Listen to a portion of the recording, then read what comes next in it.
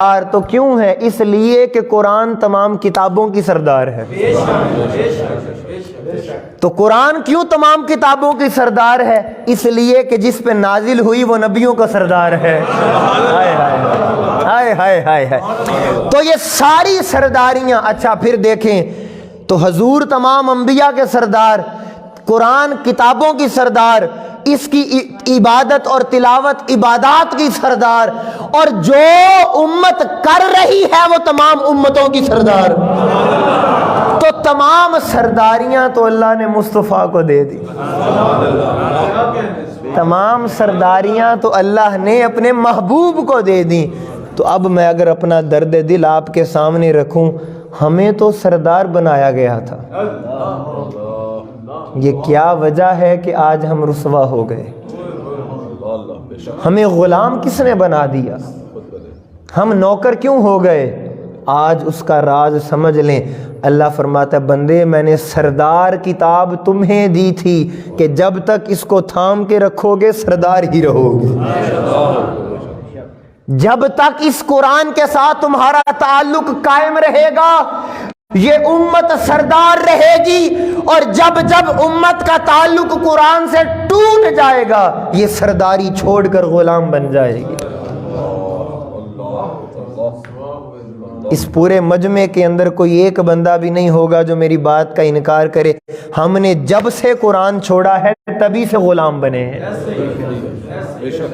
اقبال نے کیا رونا رویا تھا؟ اقبال کا درد کیا تھا؟ وہ معزز تھے زمانے میں مسلمان ہو کر، وہ معزز تھے زمانے میں مسلمان ہو کر، تم خار ہوئے تارک قرآن ہو کر۔ اقبال کہتا ہے تم رسوا ہی اس لیے ہو کہ تم نے قرآن کو چھوڑ دیا، تم نے قرآن کو مضبوط۔ اور علامہ اقبال جیسا بندہ، قلندر لاہوری، میں قربان جاؤں آپ کی محبت قرآن پر۔ ذرا چونکہ سادہ مزاج لوگ بیٹھے ہیں، بزرگ نوجوان، میری کوشش ہے کہ میں ہر وہ بات ایسی کروں جو ہر بندے کے دل کے اندر سیدھی اتر جائے۔ اقبال لاہور کے اندر ہی آپ کا مزار ہے، لاہور میں ہے یا کراچی میں؟ اچھا چلیں اتنا تو آپ کو ماشاءاللہ پتہ ہے۔ تو کبھی اس اقبال کی سیرت کو پڑھا ہے؟ ان کا قرآن سے کیسا تعلق تھا؟ ہائے سنیے ذرا، دل کھولیں، ذرا اپنا دل اور دماغ کھولیں اور یہ جملے لکھیں۔ حضرت اقبال جس جگہ کے اوپر آرام فرماتے تھے، چارپائی کے اوپر جو آپ کا بسترا تھا، وہاں اسی طرح کا کوئی ایک ٹیبل پڑا ہوتا تھا۔ اس ٹیبل کے اوپر کتابیں پڑی ہوتی تھی جو اقبال پڑھتے تھے، فارسی کی، انگلش کی، ادب کی، لٹریچر کی، قرآن حدیث، ساری کتابیں پڑھی ہوتی تھیں، اور ان کتابوں کے اوپر قرآن پڑھا ہوتا تھا۔ اب توجہ کیجئے گا، آپ کا ایک دوست آگے آپ سے ملنے، تو اس نے یہ حال دیکھا تو اس نے کہا اقبال تو بے ادب کب سے ہو گیا ہے؟ اقبال گھبرا گئے کہ کیا بات ہے، میں بے ادب کیوں ہو گیا؟ فرمایا قرآن کو تو اوپر رکھا جاتا ہے، تو کول ہی رکھیا ہویا جی۔ قرآن کو تو اوپر رکھا جاتا ہے، اے اقبال تو نے پاس رکھا ہوا ہے، یہ تو بے ادبی ہے۔ اقبال نے کہا واہ قربان جاؤں میں تیری سوچ پر۔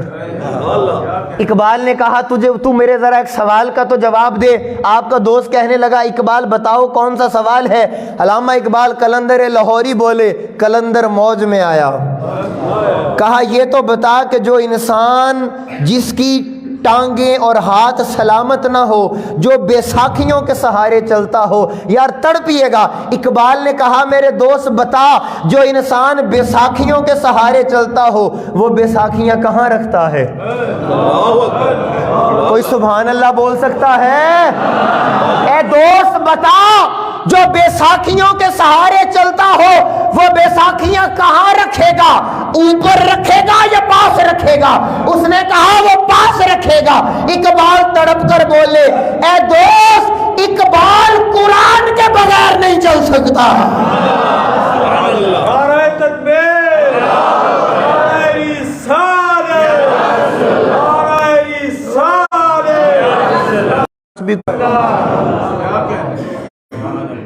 تو اچھا اب ایک زندگی کا آپ کو ایک اور رخ بتاؤں، یہ جو قرآن کی عظمت کا نور ہے، جس کو قرآن سمجھ میں آئے، اس جملے کو دل میں جگہ دیجئے گا، جس کو قرآن سمجھ میں آئے اسی کو سمجھ میں آتا ہے کہ کی محمد سے وفا تو نے تو ہم تیرے، اسی کو یہ بات سمجھ میں آتی ہے۔ اور دوستان محترم، اب آئیے میں ذرا آقا تاجدار کائنات کے فرامین کی طرف آپ کو لے کے چلتا ہوں۔ دل میں جگہ دیجئے گا، آج ہماری وجہ ہے ہم نے قرآن بھی چھوڑا، اور قرآن والے جو تھے علماء قاری، ہم نے ان کے ساتھ بھی اپنا تعلق مضبوط نہیں رکھا۔ اگر تھوڑا سا یہ پڑھا لکھا مجمع مجھے اجازت دے تو میں اپنا درد دل آپ کے سامنے رکھوں۔ یہ کیا وجہ ہے کہ آج یونیورسٹی پڑھنے والا بچہ یہ سمجھتا ہے کہ جو قرآن حفظ کر لیتا ہے یہ مولوی ہو جاتا ہے، اس کو رزق کی تنگی ہوگی، اس کا کوئی سکوپ نہیں ہے، ہم اسے مولوی مولوی کہہ کر چڑھاتے ہیں معاشرے کے اندر۔ وائی کیوں ایسا ہے؟ ہماری سوچ کے اندر یہ بات کہاں سے آئی کہ قرآن کے ساتھ جس کا تعلق ہے، جو قرآن حفظ کرے گا، جو قرآن پڑھے گا، یا جن کا تعلق قرآن والوں کے ساتھ ہوئے گا، ہم یہ کہتے ہیں یہ مولوی طبقہ ہے، انہیں تو کام کوئی نہیں، یہ پرانے زمانے کے لوگ ہیں۔ میں آپ کو بتاتا ہوں میرے آقا تاجدار کائنات نے کیا فرمایا تھا اپنے آخری خطبے کے اندر، میں تمہارے درمیان بولیں دو چیزیں چھوڑ کے جا رہا ہوں، پہلی قرآن، سبحان اللہ، دوسری میری اہل بیت۔ اور اپنے دل سے پوچھیں، ہم نے قرآن کو بھی چھوڑ دیا، ہم نے اہل بیت کو بھی چھوڑ دیا، تو پھر ہمارا گلہ کیوں، پھر شکوہ کیوں کہ ہم رسوا ہو گئے، ہم ذلیل ہو رہے ہیں، ہم دشمنان اسلام کے ہاتھوں مجبور ہیں، وہ ہم پر حاکم کیوں ہیں، وہ ہم پر مسلط کیوں ہیں؟ قرآن کہتا ہے امت مصطفیٰ اگر مجھے تھام کے رکھتے میں تمہیں سردار رکھتا، لیکن تم نے مجھے چھوڑ کر خود غلامی قبول کر لی ہے۔ قرآن کو تھامنا اتنا ضروری ہے، قرآن کو تھامے رکھنا اتنا ضروری ہے، قرآن کو میرا اس جملہ سنیے گا، قرآن تھامے رکھنا اتنا ضروری ہے جس طرح سانس لینا ضروری ہے، جس طرح سانس لینا ضروری ہے۔ اور اس جملے کے اوپر، اس بات کے اوپر یہ ایوان ایسی سبحان اللہ سنائے جو پیچھے 2 درسوں کے اندر نہ ہوئی ہو۔ یہ جو بات میں کہہ رہا ہوں کہ اتنا قرآن تھامے رکھنا ضروری ہے، یہ جذبات کی بنیاد پہ نہیں کہہ رہا کہ جوش خطابت میں کہہ رہا ہوں کہ جناب مجمع واہ واہ کرے گا، نہیں، ایسی بات نہیں ہے، اس کے پیچھے بڑی مضبوط لاجک اور دلیل ہے۔ قرآن کے ساتھ ایسا تعلق ہو جتنا انسان کا اپنی زندگی اور اس کے سانس لینے کے ساتھ ہے، اس کا مطلب کہ وہ سانس لے گا تو بندہ زندہ رہے گا۔ یہ میں کیوں بول رہا ہوں؟ اگر قرآن کے ساتھ اتنا تعلق ضروری نہ ہونا ہوتا تو حسین ابن علی نیزے پہ چڑھ کر کبھی قرآن نہ سناتے۔ حسین کا نیزے کی نوک پر قرآن سنانا بتا رہا ہے، اور گردن تو کٹ جائے مگر قرآن نہ چھوٹے تمہارا۔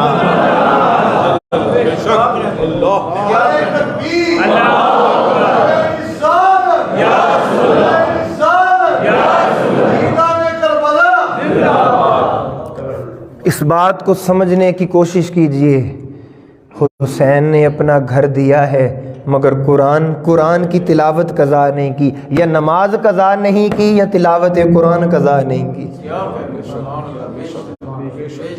مگر ہم کیسے غلام ہیں یار، ساری زندگی نعرہ بھی لگاتے ہیں غلامی، امام علی مقام کا لنگر بھی پکاتے ہیں، سبیلیں بھی دیتے ہیں، دودھ بھی پلاتے ہیں، جو کچھ اپنی عقیدت کے اندر ہم کر سکیں کرتے ہیں، مگر عمل نہیں کرتے، عمل نہیں کرتے یار۔ میں ایک اگر آپ کے سامنے ایک بات رکھوں، چاول، لنگر، سخاوت، یہ جو کچھ بھی ہم کر رہے ہیں، یہ ساری زندگی کیا امام علی مقام نے کہا تھا میرے بعد ایسا کرنا؟ اگر میرے درد دل کو آپ سمجھ سکیں تو بولیے گا ضرور، اگر میں اپنی بات، اپنا درد دل، منہاج القرآن کا درد قرآن اگر آپ تک میں پہنچا سکوں، مجھے یہ بتائیں یہ امام علی مقام نے تقاضا کیا تھا ایسا کرنا میرے بعد؟ بولیں، ایسا انہوں نے کہا تھا کہ جب میں چلا جاؤں میرے ہر 11، 9، 10 محرم کو سبیلیں لگانا، دودھ پلانا، پانی پلانا، یہ امام علی مقام نے کہا تھا؟ مگر پھر بھی ہم کیوں؟ یہ محبت کا تقاضا ہے. بولیں، یہ عقیدت کا تقاضا ہے اور یہ جائز ہے. لیکن میں اسے اگلی بات کرنے لگا ہوں، جو امام علی مقام نے مانگا نہیں وہ تو سب